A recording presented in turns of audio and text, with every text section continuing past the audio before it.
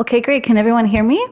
Okay, great. Thank you so much, everyone, for attending today's session, both in person as well as online. Um, Thank you also to the Institute for giving me this opportunity to talk to you today about my work. Um, and although it was mentioned that I do work with animals, I will be discussing exclusively work we've been doing with women today. Um, so as was mentioned, I work with Dr. Einstein, and we work with women that had their ovaries removed prior to the natural age of menopause. But we're also working with older menopausal women that go through natural menopause, and we're interested in seeing if there's any differences between different menopause types on some of these issues. One of which includes sleep. And I will be focusing mostly on sleep today, but I'm happy to discuss other things we've been doing in the lab. I also want to mention that I like having more informal presentations. So at any point, if you have questions or comments, I'd be very interested in hearing what people have to say, their perspective on the things we're talking about. So please feel free to just ask whenever a question pops up. Okay, wonderful, good idea. So just to mention that this is true for the online audience as well, so feel free to type in a comment or a question. Susan Murphy is the moderator, so she'll be sure to let me know in case I'm not noticing. So thank you again. So what's going to happen today, sorry, I'm just going to get the mouse. Great. So I'm just going to kind of outline quickly what we'll be talking about. So I'll start by kind of introducing sleep, kind of what processes are involved in regulating sleep, also how we measure sleep in humans. And then I'll be talking a little bit about evidence showing how sleep can benefit memory. Of course, this is something that's not surprising to anyone. We all know that sleep is important for memory, but I'll be discussing some evidence to support that idea. I'll also be talking about how memory and sleep in memory is looked at in younger premenopausal women, and introducing the idea of ovarian hormones and how they fluctuate, because not everyone knows about the menstrual cycle details like that. So I'll be talking about some of the evidence in younger premenopausal women before we start talking about findings in postmenopausal women. So that's what we're turned to in part 3, talking about menopause and sleep. And then for the last part, I'll really talk about menopause and sleep. So in addition to sleep disruptions, we know that menopause is also associated with memory complaints. So I'll talk a little bit about that and kind of tie those separate lines of research together to really kind of understand how loss of ovarian hormones following menopause can impact not just sleep and memory independently, but how sleep can benefit memory. Okay, so the biological processes that regulate sleep, there's 2 of them. Do any of you know what the 2 are? So one of them is kind of is known as circadian rhythms, and basically all mammals have circadian rhythm.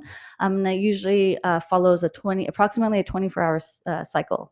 So basically, there's mechanisms that respond to light stimuli. So in this figure here, you can kind of see that around 9 a.m., that's usually the wake up time for most humans, approximately. Obviously, some people get up earlier, some get up later. But basically, with the light that appears naturally, the circadian rhythm will become activated, and then that will start a process that would promote alertness and wakefulness. And then when the sun goes down and it gets dark, a different mechanism becomes activated, and then the light mechanism gets suppressed, and basically that will start the process of sleepiness and going to bed. So in addition to circadian rhythms, there's also a homeostatic process.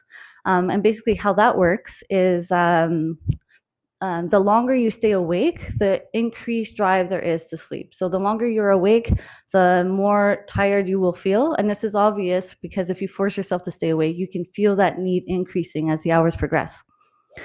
So basically, under normal circumstances, these 2 processes work together to promote the sleep-wake cycle. So both of those are always acting together under normal circumstances to help us go to bed when we're supposed to, wake up when we're supposed to. You'll notice some instances where they might compete. So if you're a shift worker working at night, these 2 processes will compete so that the circadian rhythm will be acting at its normal schedule, but your homeostatic process will be shifted. And of course, another example would be jet lag. So these two processes are important for regulating sleep. Now, how do we measure sleep? So we can do a number of things. Most popular method, obviously, is to just talk about ask women or ask humans, how they sleep. Do you sleep well? How was your sleep last night? How tired do you feel? So that's one important method. Another important method that's becoming more important is looking at more objective measures of sleep where you don't have to ask people about their sleep. You can monitor them, you can monitor brain activity. So we'll use something called electroencephalography, and that just requires placing electrodes on the skull. You can even place it in the forehead right here, and that'll measure a lot of brain activity while you sleep that we can then use to quantify different stages of the sleep cycle. So EEG and also relatedly polysomnography is used in that way. And basically what we do is then we can categorize as the night progresses when someone is awake and then when they're in different stages of sleep. Yes. Yes, sorry.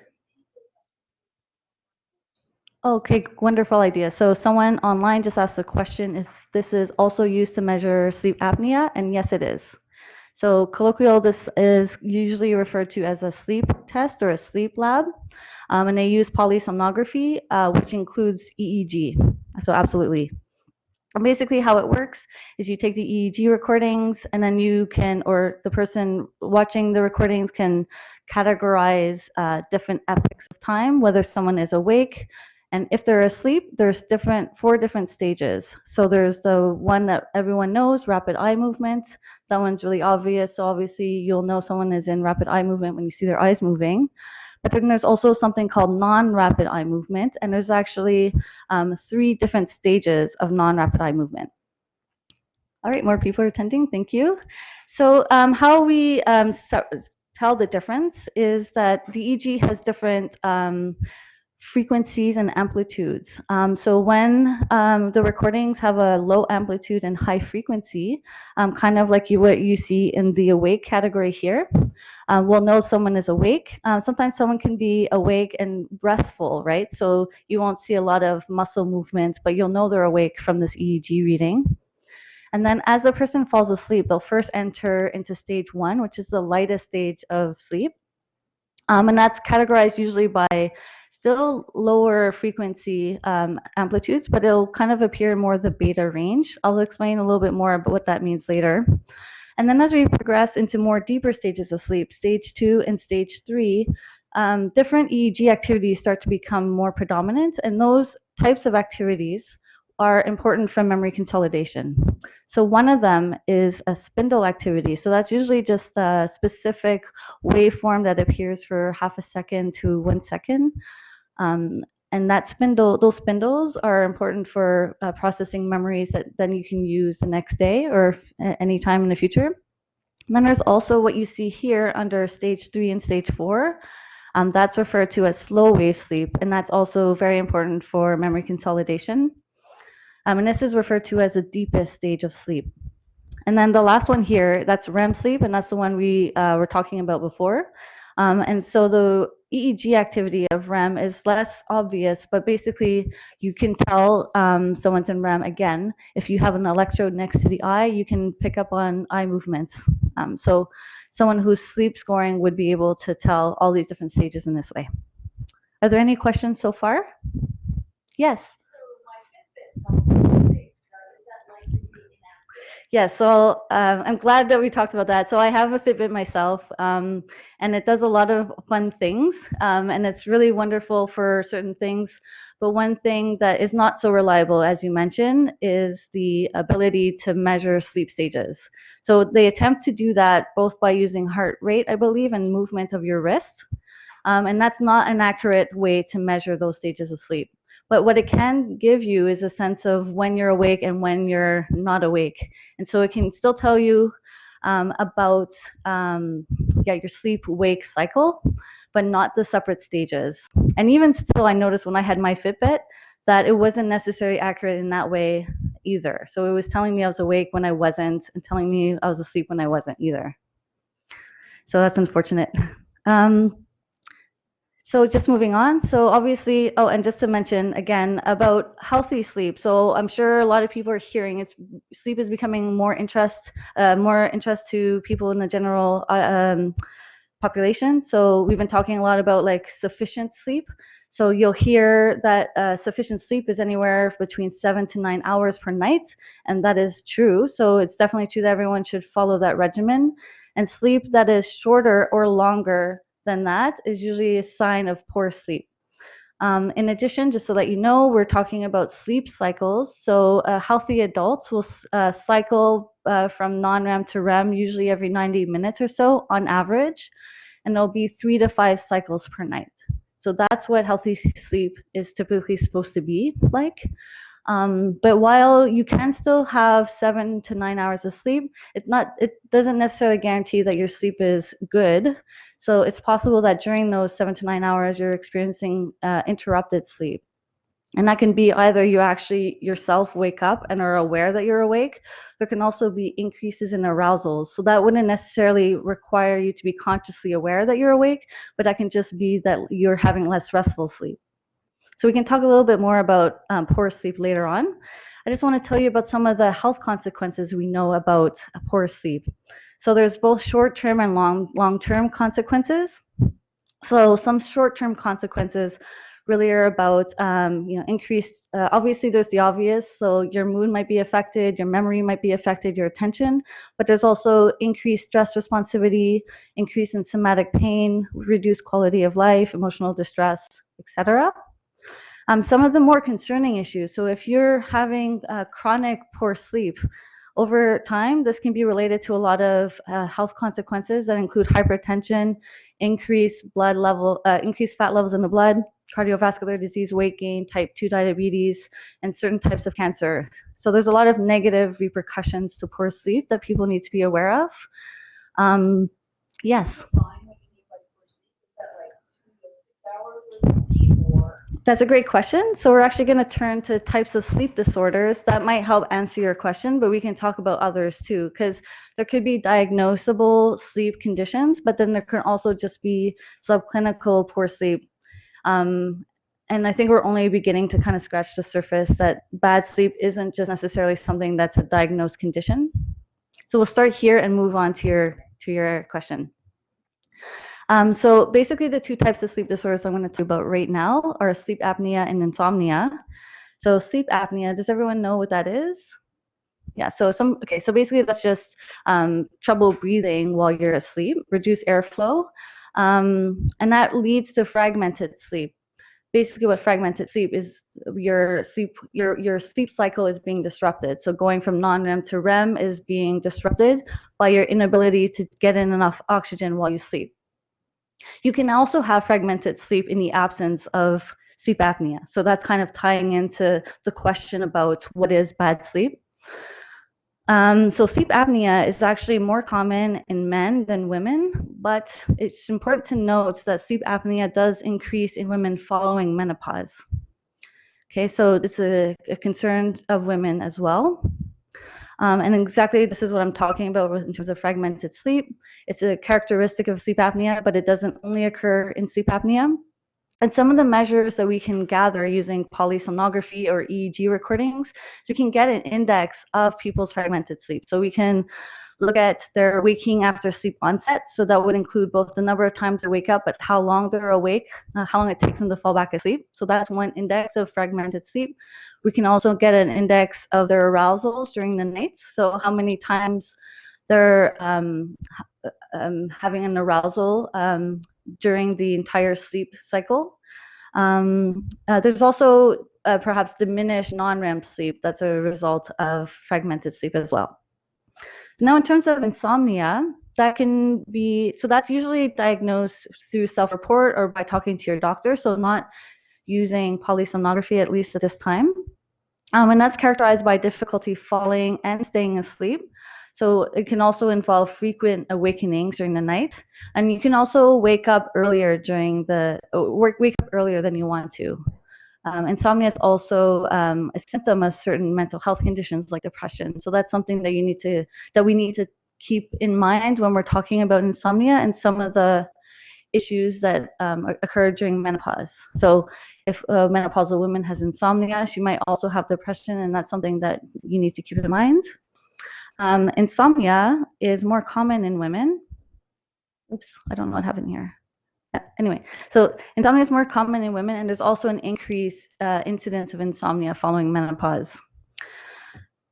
So yeah, just to return to the question about what is poor sleep. So basically that can be insufficient sleep. It can be a lot of things. So it can be insufficient sleep. You're not sleeping enough hours. It might be that your sleep cycle is disrupted. So there's a fragmented sleep idea. It might even just be that your sleep isn't of good quality. So you're still, despite the fact that your sleep looks good, using whatever measure it is you're using, you're still feeling sleepy during the day. So I think we need to do better at kind of learning a bit about all the different aspects of sleep. So we don't quite yet know, but we're aware that it's not just these sleep disorders that leads to poor sleep. Are there any questions about this at this time? No, okay. So approximately 1 in 7 Canadians report sleep problems. So that's not necessarily sleep disorders. That can also just be sleep complaints as well, so non-diagnosed. Another thing to keep in mind is that women report more sleep complaints than men. And this emerges as early as puberty. So starting at puberty, women are reporting more sleep complaints than men, and that persists throughout the adult lifespan. And in fact, that sex difference does increase following menopause. So this is providing some evidence for the idea that there might be some sort of hormonal effects on sleep in women, at least, which is why we're doing the work we're doing right now, understanding what hormones can do, and in particular, loss of hormones on sleep. Paradoxically, although women report more sleep complaints, when women go to sleep clinics, for example, what often is reported is that women are sleeping better than men. And what that usually means, so if you go to a sleep lab, you might see that you're sleeping longer. So women on average will sleep longer than men. They'll also take less time to fall asleep. And there's even some evidence that their slow wave sleep is longer than men. So some people might interpret that to mean that women are actually sleeping better, but there's some sort of report bias in terms of that they would report more sleep complaints than men, despite the evidence. But there's an emerging idea that there might be something else going on. And one thing I want to return the idea to is this idea of homeostasis. So there's a direct relationship between the need to sleep and the amount of time you're spending in slow wave sleep. So that's the stage of sleep where there's that sex difference. So it might just be that women need more sleep than men, and that it's not that they're sleeping better, it's that they're needing to recover more. Now, there's not a lot of, this is more speculation. There's no scientific evidence to support that at this time, but it's something that we do need some attention directed to. So something that we can talk about a bit later on. So now we'll start talking about sleep and its effects on memory. So some of the scientific evidence, so there's plenty. So basically, if you nap or if a good night's sleep after studying for an exam is useful. So there's evidence to say that you will do better on your exam after a good night's sleep, as opposed to just sleeping a few hours and then running to your exam. There's also evidence that chronic poor sleep and defines specifically fragmented sleep. So chronic fragmented sleep is also related to changes in brain areas that are important for memory. So in this particular slide, you have an image here. This is an MRI image sliced through the middle part of the brain. So basically what you're seeing up here, that's the top part of the brain, that's the bottom. And these areas highlighted in color, those are subfields of the hippocampus. Does everyone know what the hippocampus is? It's a brain area important for memory.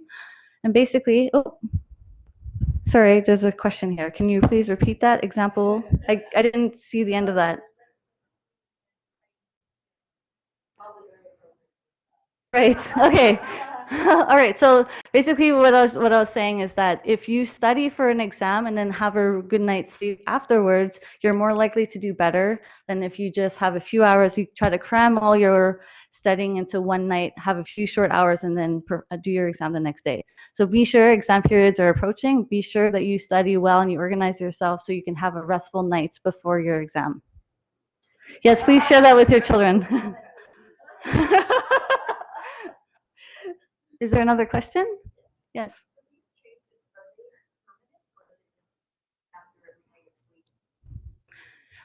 That's a really good question. This is actually just correlational findings, so we don't.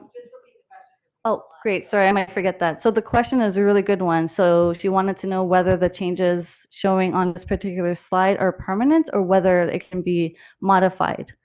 We don't know the answer to now. It's a really good point.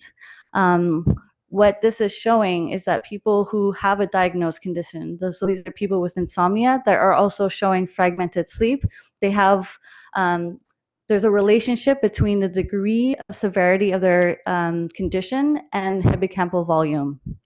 So there's a relationship there. Whether it's modifiable or not, we don't know. Hopefully it is, and I suspect it might be, at least at a certain point in life. Is there another question? Yes.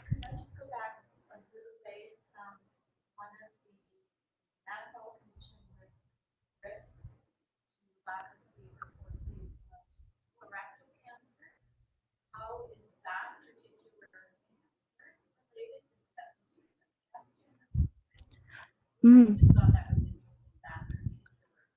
Right, that's a good question. So the question is about specifically long-term consequences of poor sleep on your health. On this slide, it mentioned colorectal cancer and what exactly is the mechanism behind that. Unfortunately, I don't know the answer to that, but that would be interesting.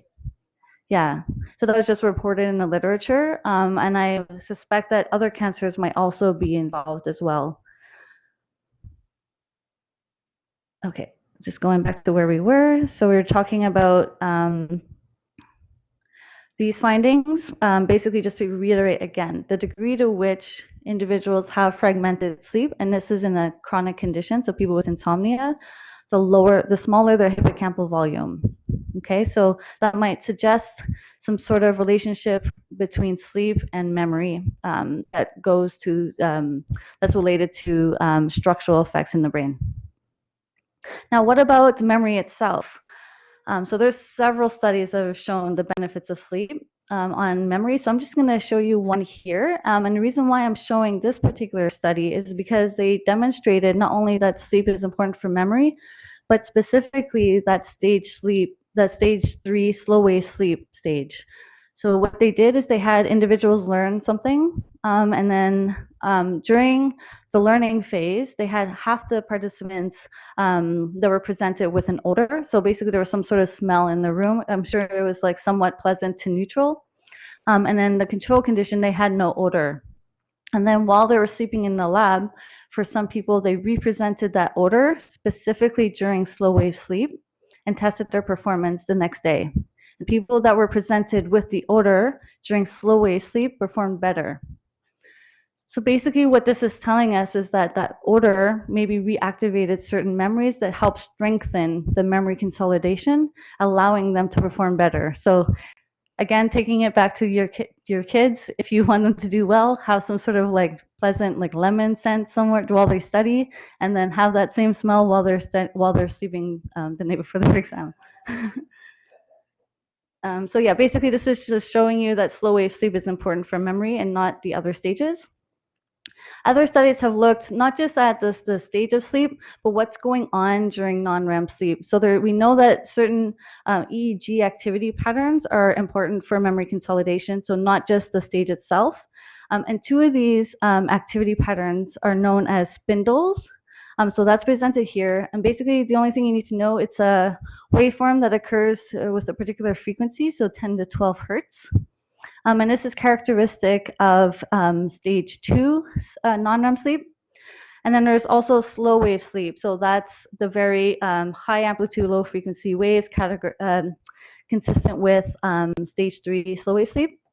And basically what these authors did is they stimulated the brain while participants were in non-REM sleep, and they looked at the effects on memory, and they found, and you can see it up here, that the stimulation led to improved memory performance that was specific to the hippocampus. So this is this declarative memory that you see up here. So declarative memory is would include something like episodic memory, verbal memory. So if you looked at non-declarative memory, like procedural memories, there was no effects or no benefit of the stimulation.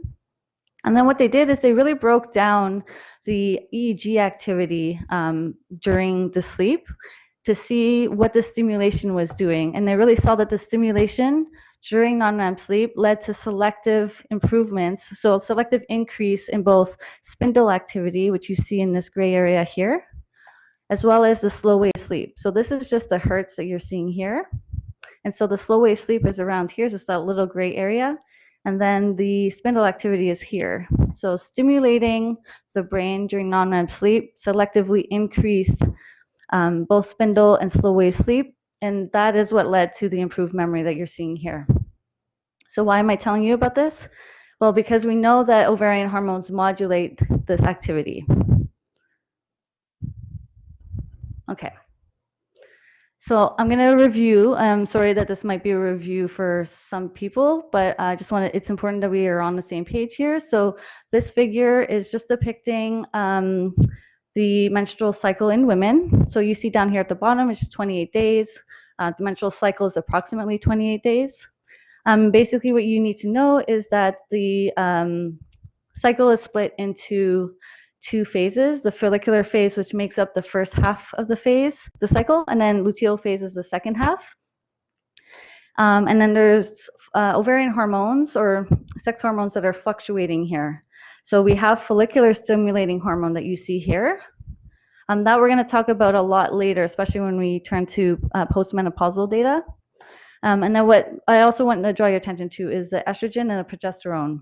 So basically during the early follicular phase, both hormones are very low. And at the end of the follicular phase, right before ovulation, estrogen levels peak. But then the luteal phase really has this high progesterone and moderate levels of estrogen. And then both of those drop again towards the end of the cycle. So they're interested in looking at is whether sleep differs or it can change across the menstrual cycle. And at first this research was done in younger premenopausal women, and they weren't finding any effects. But what they did see is that as women age, there is an emerging difference in sleep patterns. So at midlife, they were seeing that in the luteal phase, so that second half of the cycle, women were reporting more wakefulness at night, more arousals, less slow wave sleep during that phase. And coincidentally, they were experiencing more spindle activity. So not quite sure what that means yet. So it's suggesting here, if you look just at these measures, that in the luteal phase, especially the end of the luteal phase, there's an increase in poorer sleep relative to the follicular phase, but there is more spindle density. So that might suggest that their memory might be more enhanced, but we have to kind of pause there because there hasn't been many studies done since. But we do know from these data that ovarian hormones are affecting sleep quality in midlife women, and specifically spindle density. Yes. And so in this study, I think it did anywhere from like mid to late 30s to early 50s, but these were all premenopausal women, so they weren't perimenopausal. Okay. Also, some researchers were interested in kind of looking at whether there are sex differences in the beneficial effects of sleep on memory. So in this particular study, what I want to tell you about first is the authors were initially interested in looking at sex differences. So they had men and women in the study, and they wanted to look at their memory performance after a nap. So they had half the men and half the women learn a task, then experience a nap, and then were tested later. And then the other half of the sample didn't receive an nap, but they were tested following the same delay. And what they found was that men benefited from the nap and women didn't. So this was their first set of findings that were very interesting to understand. But then what they realized is that the women, they had initially selected to test them during the early follicular phase of their cycle, so when estrogens and progesterone were low. And they initially did that because they didn't want the hormones to interfere with their results. What they did is they did a follow-up study, and they wanted to look at the women's performance, or their performance following the nap at different phases. So they compared women during the follicular to the luteal, and then what they found is that the benefits of napping on memory performance in women depends on the menstrual cycle they're in, their menstrual phase. So here, women in the early follicular phase did not benefit from the nap, but if you test them during the luteal phase, they are showing the same pattern of results as the males. So they were benefiting from the nap. So here, providing again some evidence for the beneficial effects of ovarian hormones in promoting sleep's regulatory effect on sleep. Okay? Yes. These are great questions. How long was the nap? That's a good question. I believe it was about, it was either 2 hours or 4 hours. I can't recall. Yeah. Yes. And they were doing this in the laboratory, so they were able to confirm that they were in fact sleeping during that time. Yeah. Okay. All right, so just to summarize quickly, so we know that ovarian hormones are modulating sleep in women, and there's also some evidence of a sex effect as well. But one thing we don't know, and something that we're going to turn to now, is whether sleep continues to benefit women beyond their reproductive years. Okay, so this figure is just, so it's kind of a lot going on, but I just want to kind of tell you that this part of the figure we just went over. So this is an example of the menstrual cycle in women of reproductive age. And so what happens as women leave the reproductive age, they enter this transitional period known as perimenopause, and that's depicted here. The median age of perimenopause is 47, so that's what's indicated down here. And so what is happening in perimenopause hormone-wise? So there's a lot of fluctuations in ovarian hormone. So this is showing that there's a gradual decline of estradiol, but from a month-to-month basis, it's like out of whack. So you're having sometimes higher levels than what's seen during the premenopausal stage. But what you are seeing as well is there's this gradual increase in follicular stimulating hormone. And actually that hormone itself is what researchers are using now to confirm menopause status. So you can see that during the postmenopausal phase, which is after the final menstrual cycle in women, that FSH levels kind of level off, they plateau and are quite high, whereas estradiol levels, estradiol is a type of estrogen, that gradually decreases to near zero. So basically what we know very little about what's going on sleep-wise in both the perimenopausal phase as well as the postmenopausal phase. We do know that peri and postmenopausal women have sleep complaints, but there's not a lot of studies looking at sleep using EEG or PSG, so polysomnography. What we do know is that there is a known relationship between FSH levels, so follicular stimulating hormone, and some of the fragmented sleep measures we were talking about earlier. So the more fragmented your sleep is, the higher your levels of FSH. So that's providing some evidence that there's a relationship between ovarian hormones and postmenopausal women and poor sleep. We've also looked at the typical polysomnography measures. So we can look at total sleep time, time spent in the various stages of sleep, and what those findings are showing generally is kind of the same pattern of results when you compare men and women on sleep. So on those measures alone, postmenopausal women look like they're sleeping better than premenopausal women. Which goes, again, contrary to the increase in sleep complaints that go along with menopause. And so what this, again, might suggest is that there's this increased need for sleep following menopause that isn't getting reflected in the measures that most researchers are looking at. But what these researchers did is they looked further, and so they looked at the different waveforms that are present in EEG recordings. So just to review again, so alpha is that very high frequency, low amplitude waveform that is typical of wakefulness. And then the light stages of sleep, you'll see a lot of beta activity. And this is actually where they saw a difference. Postmenopausal women were showing a lot more beta activity during sleep than premenopausal women. So although they were sleeping more, their sleep was of poorer quality. So this beta power is reflective of more arousability during sleep. Okay, so someone's asking a question now about hormone therapy. I didn't get the rest of it.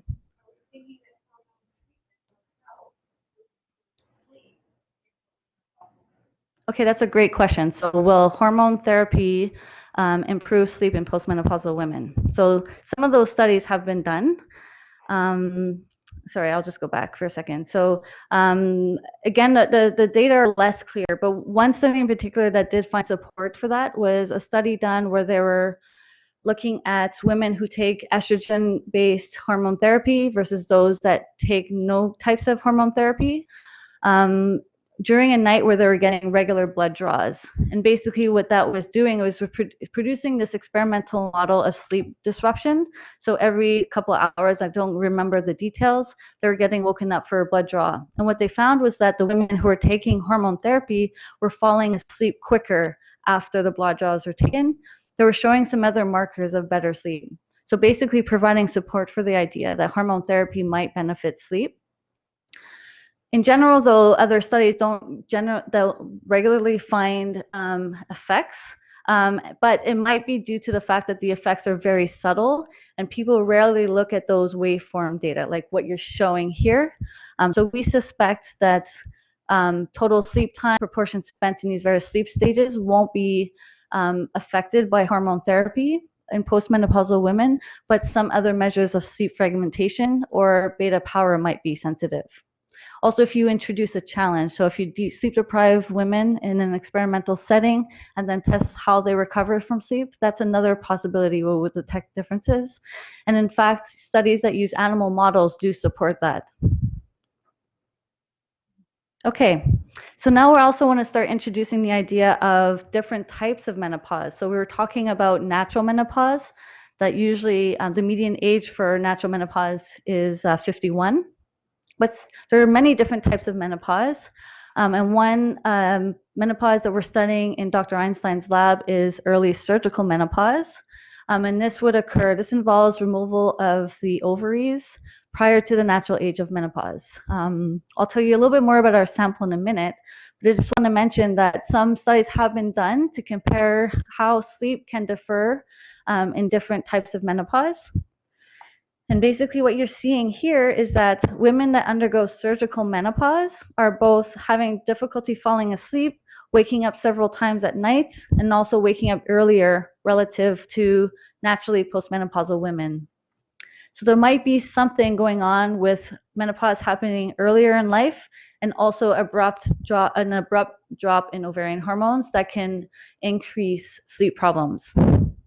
Okay, any questions? We're also in our lab, we're expanding on these findings to kind of see if there's any EEG differences between different menopause. One thing that might be kind of the elephant in the room, I don't know if anyone's thinking about it, but there's also hot flashes that women with menopause experience. Obviously, about 70% of menopausal women experience them. So is it possible that these women are just having hot flashes at night and that's why they're having poor sleep? Does anyone have any thoughts about that? It's true? Okay, well, it's true. Yes, absolutely. So women who are experiencing hot flashes or night sweats when we're talking about them at night will get woken up by hot flashes, but that doesn't necessarily mean that sleep is only disrupted because of hot flashes. There might also be something else going on. And so that's something that some people are trying to address. This one particular paper, it's done by Fiona Baker. What she was looking at, what's depicted here is basically 34 different postmenopausal women. And they were looking at the number of times, so they're looking at the waking after sleep onset. This is what's depicted on the y-axis. And then basically what the blue bars are representing is the degree to which they were experiencing that independent of a hot flash. And then the green is co-occurrence with a hot flash. So you can see there's a lot of variability here. Some women are experiencing waking up during a hot flash, but there's also a lot of cases where they're waking up without the hot flash. So this is providing some evidence that that's not the full story. And so we need to really understand the independent effects of ovarian hormone loss on sleep. Yes.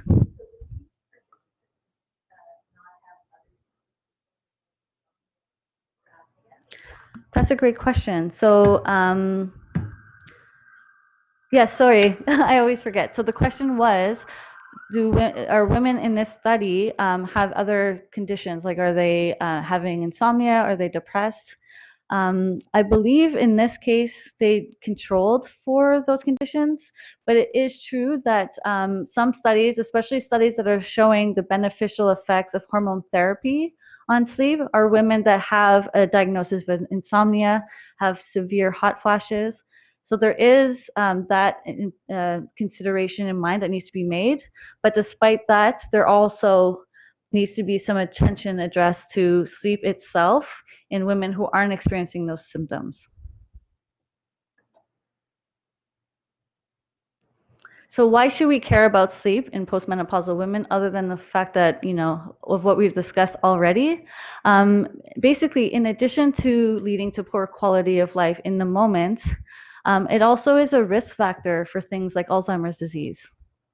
We know, for example, that people with AD have a higher incidence of nighttime arousals, specifically during slow wave sleep. We also know that sleep fragmentation facilitates neurodegeneration associated with Alzheimer's disease. Yes, question. I'm talking about Alzheimer's in particular, yeah.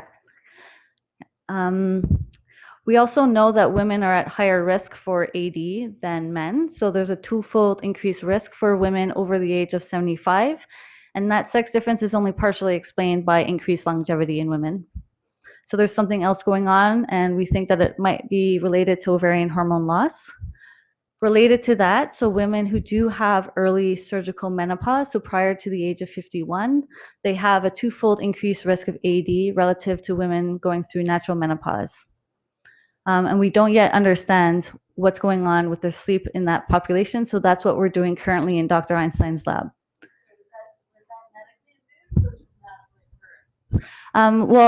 It was early surgical menopause, but it's a good question that we don't yet know if that is specific to surgical. Maybe basically other types of early menopause might also lead to increased risk. Yes.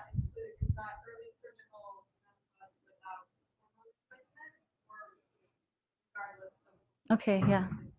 So the question is that risk, is it at all regulated by hormone therapy use? We don't yet know, but it's possible that hormone therapy can help mitigate. And that's something we're studying in the lab currently. So in Dr. Einstein's lab, we have women that go through early surgical menopause. Some of them are also taking estradiol-based hormone therapy. Other women opt not to take it. And we're trying to address some of these questions right now. Okay, so there's a question that came online.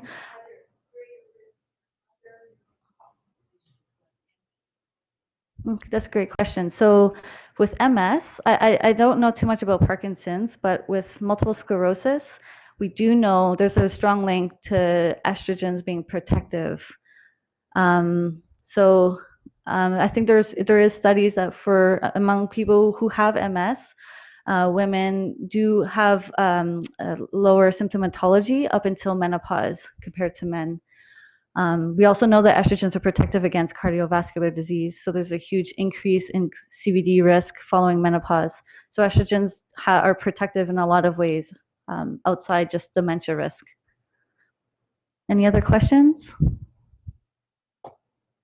Okay, so as I said, these are some of the questions that we're trying to address. So I just kind of want to breeze through this little introduction. Basically, we know that estrogens have strong effects on the brain. This is just an illustration depicting some of the areas of the brain where we have our estrogen receptors, so where estrogens can act locally in the brain. Hippocampus is one of the areas, and as I mentioned, hippocampus is important for memory. We know that estrogens are neuroprotective in the hippocampus. So this illustration here is just looking, this was done in animals, both in rodents and primates. And we know that estrogens will increase synapses in the hippocampus. So those are where neurons can communicate with each other. So if you remove the ovaries of, say, a rat, and then you can replace estrogens, you will see a change in the dendritic spines. So what the dendritic spines are these little utons here, and they form synapses with other neurons. So the more of those there are, the more possibility there are synapses, and the easier the hippocampus has to form memories. So in this green bar here, you'll see that the density of those dendritic spines are higher relative to this control condition, which isn't experiencing any hormones.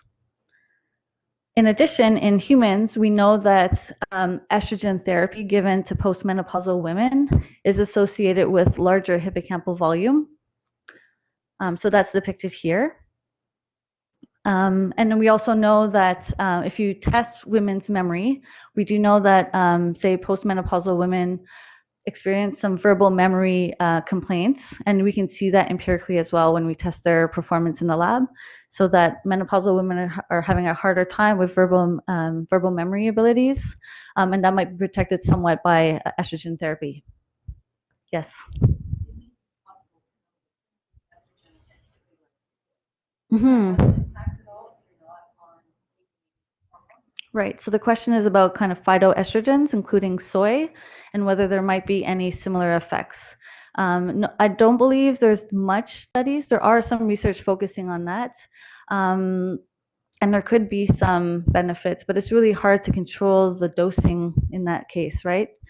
There also could be some dangers associated with phytoestrogens as well. So it's important to keep that in mind. Okay, yes.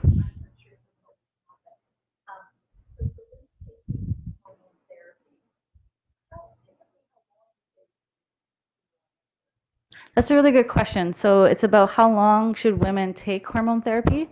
And I really think that's a personal question that usually every woman will consult their doctor about.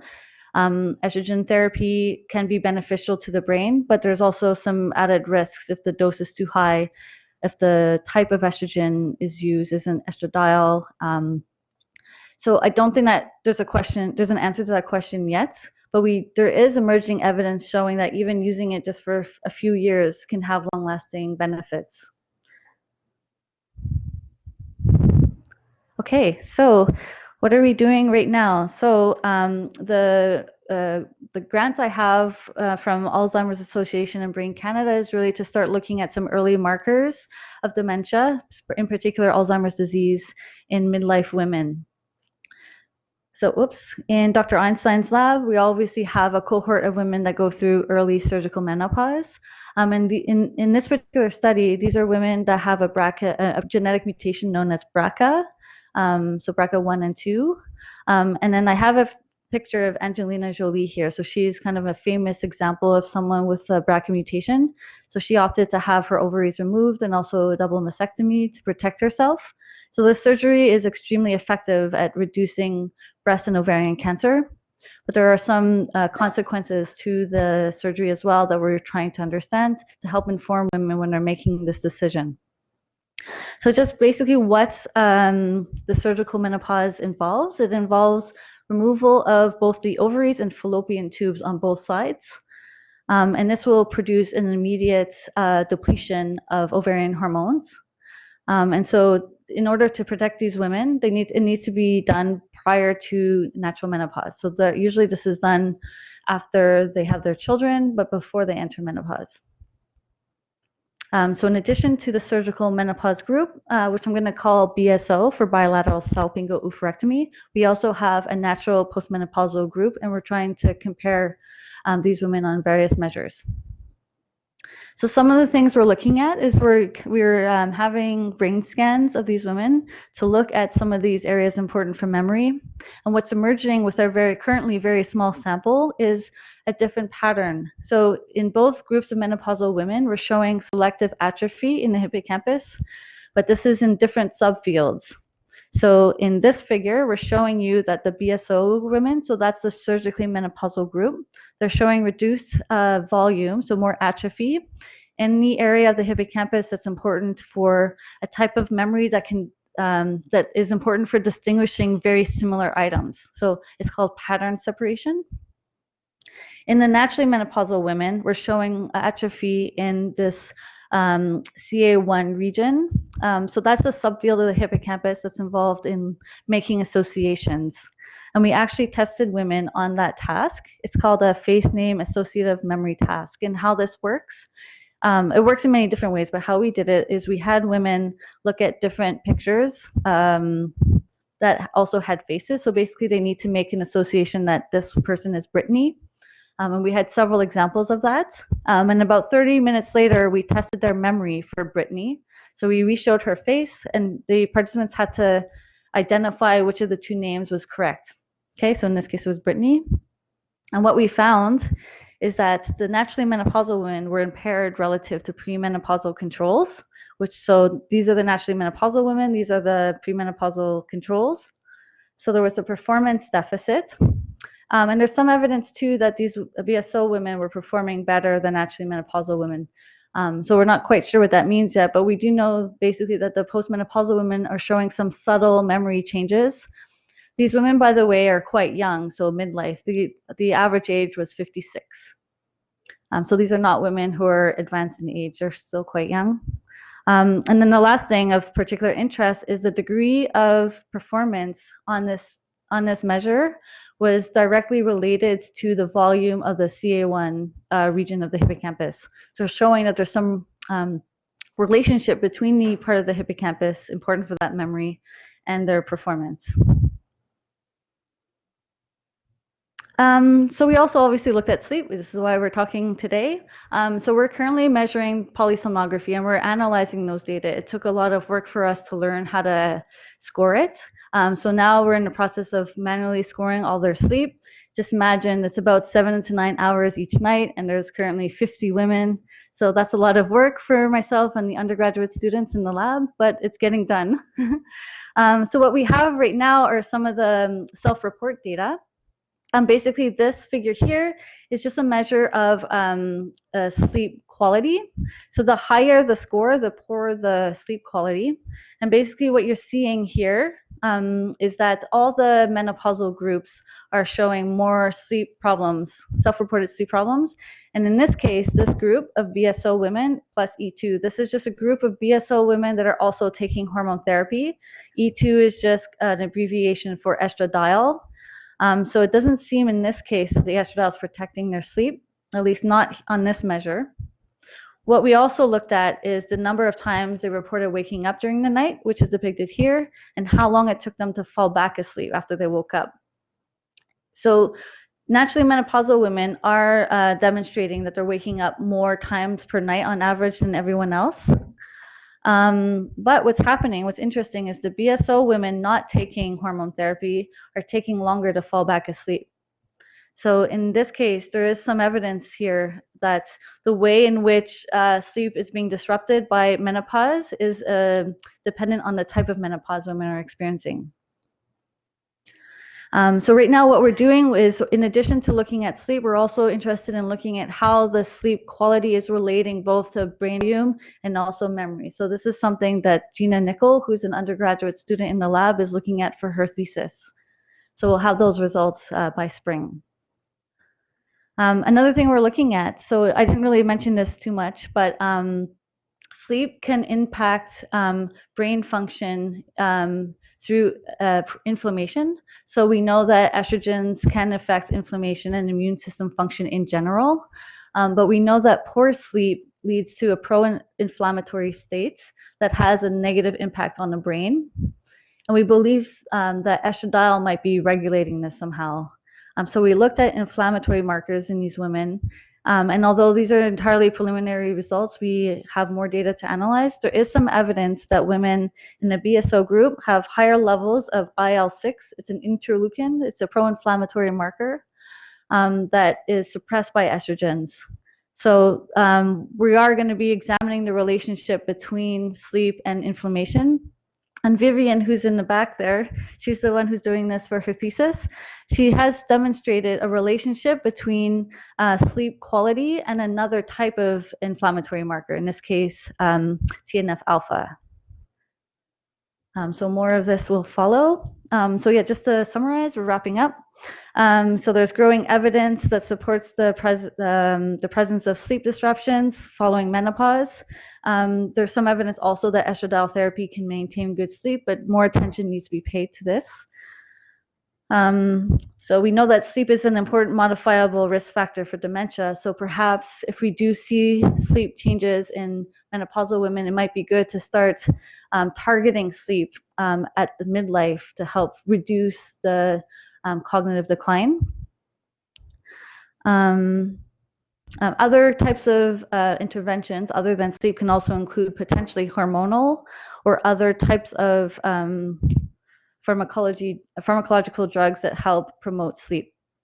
Also, maybe also reducing inflammation is another avenue of future research. So I just want to end there because we're running out of time. Thank you all for attending, both in person, online.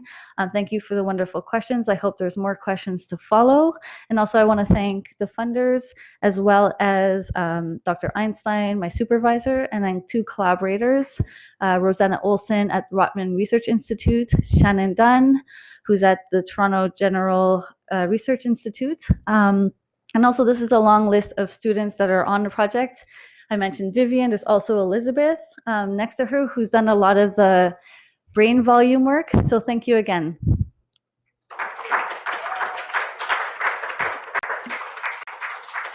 Oh. Thank you so much. That was fascinating. I'd like to just give you a little token of our appreciation. And I know that some people have to go because there's on to the next class, but would you be willing to take a few more questions for those who can stay? And don't feel embarrassed if you have to run. I understand that some people need to go. Okay. Thank you. Great. Yes. Have you thought about the effects of taking magnesium on sleep? Effects of relaxing your muscles? Okay, so the question is about have we considered magnesium in our analyses of sleep because it can help with muscle relaxation. I haven't specifically thought about magnesium, but what we are doing is when women are participating in a sleep study, we do note anything that they're taking, both directly for sleep as well as other reasons. So it's something that we can look at. So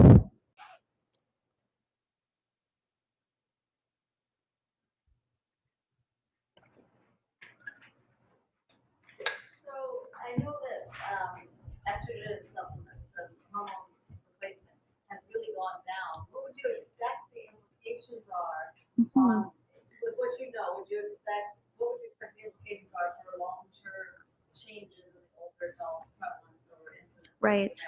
That's a great question. So the question is, the use of hormone therapy has gone down. So what do I perceive the consequences to be for dementia and other things?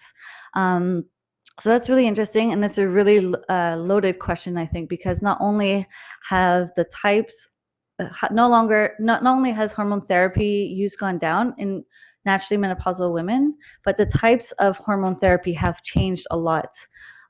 So at the time when hormone therapy was more popular, a different regimen was being used. It was a type of estrogen, I think it's called Premarin, but it's equine estrogen that doesn't show any strong benefits in terms of cognition.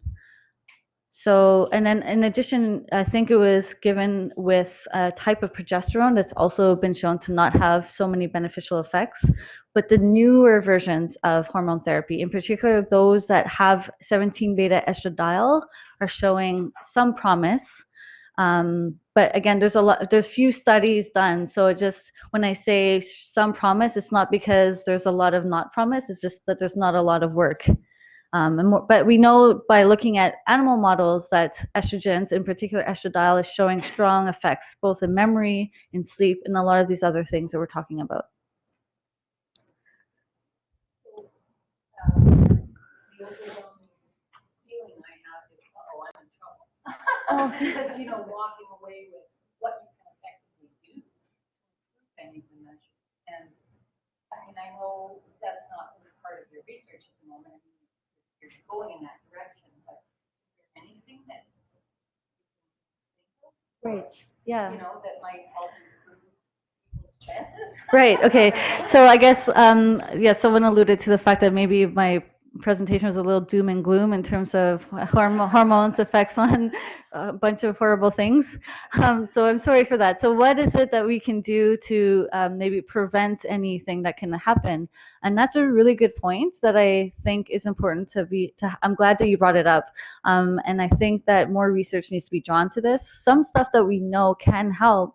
And I know that some women, especially women in our study that are at higher risk for Alzheimer's disease, they try to reduce stress in their life. They try to maintain many good health behaviors, not just sleep, but other things. So I think if you, in any way you can, reduce stress, promote good, healthy behaviors, including sleep, getting plenty of exercise. I think a lot of these things are showing some promise. So even if you're not into hormone therapy, so some women don't tolerate it well, some women make the choice to stay away from it for various reasons. Some women can't take them. There are other things you can do, and the more attention we're drawn, it can kind of promote pharmaceutical companies for developing other alternative treatments as well. So it doesn't always have to be about hormones, but we can understand what hormones are doing so that we can develop other types of medications that can do the same thing. Yeah.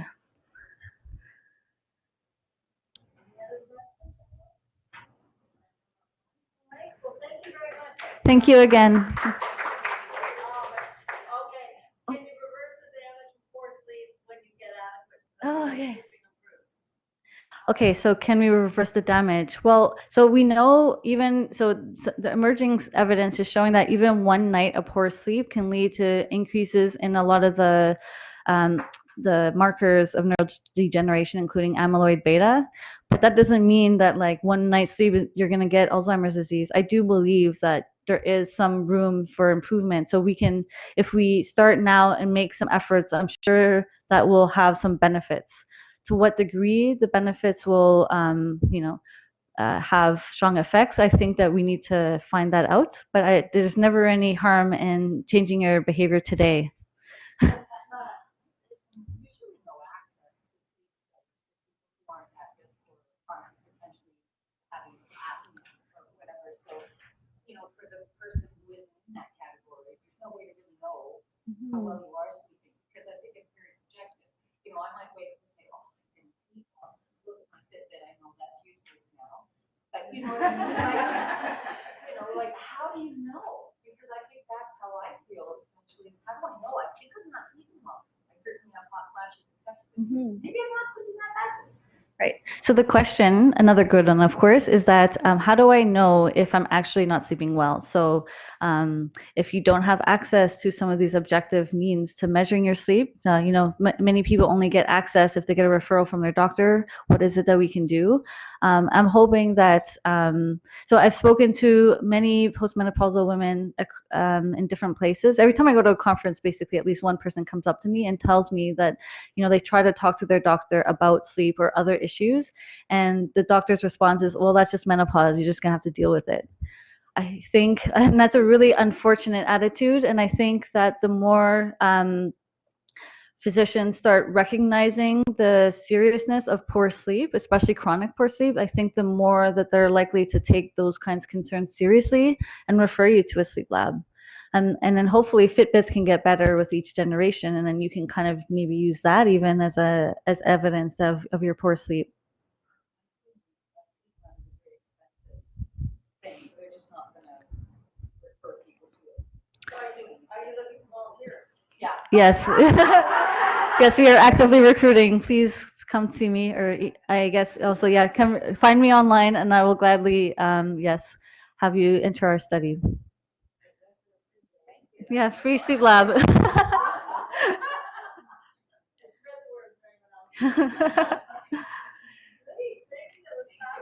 Thank you.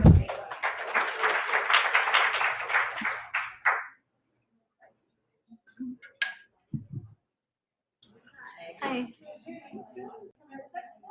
and I are working on some research, and we're looking at the rate of decline of improvement in all kinds of health outcomes, prevalence-wise in the U.S. And we have 3 million people, and so we've been following. We have a decade. This is a self-report of cognitive problems. Okay. And men are they're both coming down a little bit, but men, once you take into account education, it disappears.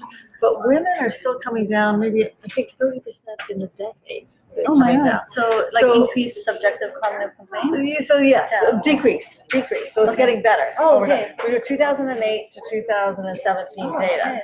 So, and women, but they're also getting better with hearing and with vision. Everybody's getting better, but women are getting better more than anyone else. Oh, wow. Okay. Right. So really high rates. And I thought, wait a second, because could it have been we're looking people 65 and over, but the real movement seems to be in the 75 to 84 population. Okay. Because they're not very high rates in the 65.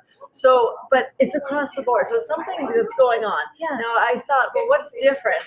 Could it be the fact that people are not taking hormone replacement? But your comment that the historic hormone replacement wasn't going to be much of a good positive. No, it's like harmful even. Yeah, so what percentage of women do you think are taking hormone replacement? Yeah, it's a good question. It seems like our naturally postmenopausal women is very few. We have a handful.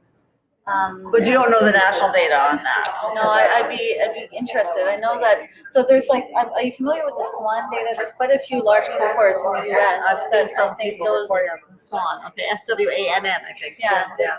Okay. Yeah, so they might report something about that.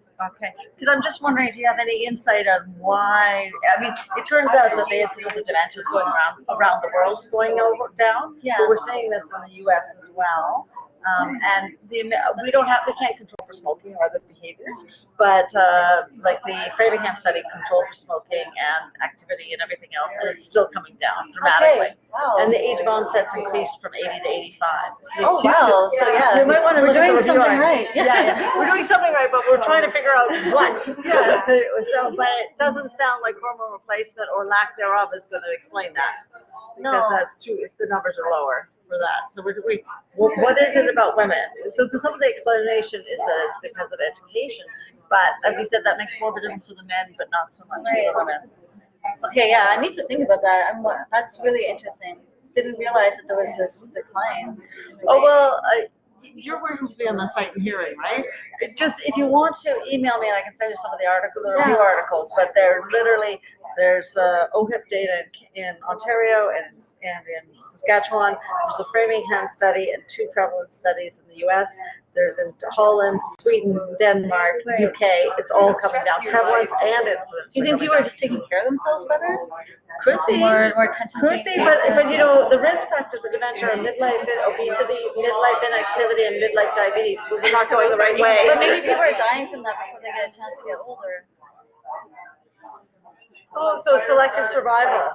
Potentially, these are big differences. A 30% decline. It could.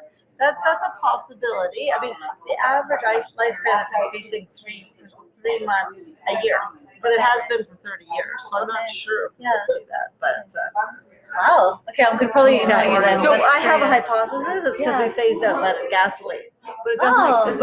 Which is a neurotoxin, but it doesn't explain why women are improving better than men. So there's got to be something else going on. Yeah. Oh, wow. I wonder if there's any changes in like menopause age, if that's being altered. Okay, so yeah, see if we can look up that too. Okay. Because I know that the rates of hysterectomy and stuff, those are dropping. So fewer women are having that procedure. Just because it used to be the default. Yeah, it's like exactly. It used to be overused, and now it's being more selective. Even just the degree of what they're removing is decreasing. Right, and then the other thing is, are you familiar with Diana Kuh's work?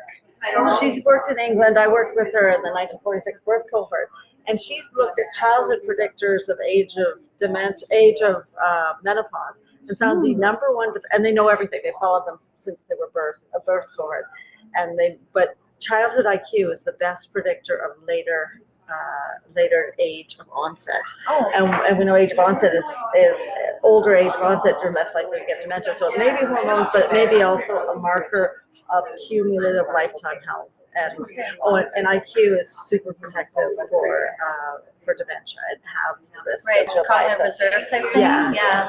Thank you. Thanks.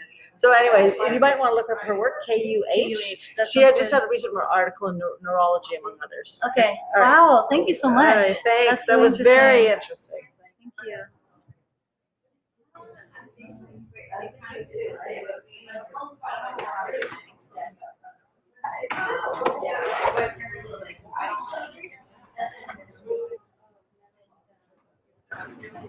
Yeah. Hey Matt, thanks for coming.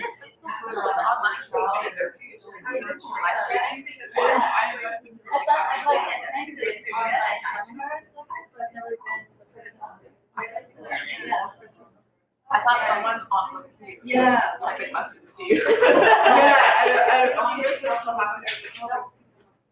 I'm going to just grab my stuff. You guys headed back to Smith? Yeah? Yeah, but no, we're having Thanksgiving. Basically, my parents are in town. Oh, you're doing American Thanksgiving in Canada. Yeah, and and they just texted me we got to our Airbnb. It's at 80 Wilcox Street, and I was like, oh, what? And then I realized they're right across the street. So, Oh yeah, wow. yeah, so Are they going to come to the lab? oh. It's totally the link for that. They'll be like, cool. I'd be like, okay, I've been working here for the last 30 years. That's what I always talk about. And I'd be like, cool. Yeah. It's not, yeah, it's not the greatest. I feel like my mom's gonna expect chemistry stuff and speakers everywhere. And, yeah. And then, but yeah, no, we're having Thank you so much, Susan. Oh, you're welcome. Oh, it's lovely to meet you. It's a warm environment. It's great. And another 8 months. So it was awesome. Yeah, it was really attended. Yeah. Oh yeah, this is gonna get better for next season. Yeah. Thank you. Thank you, and a wonderful holiday to you. And maybe we'll hear from you. Yeah, your community of practice. Take care. Have fun in the lab, you guys.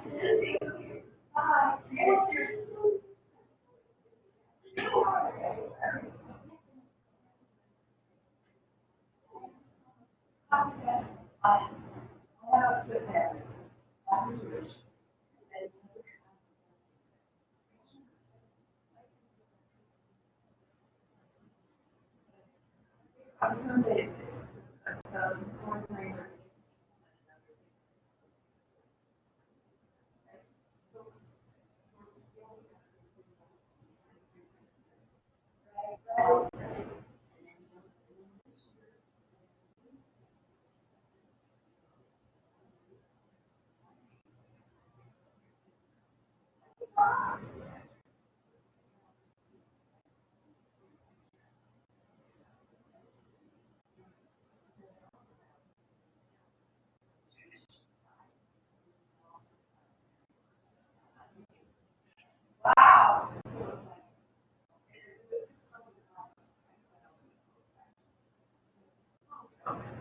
Go ahead.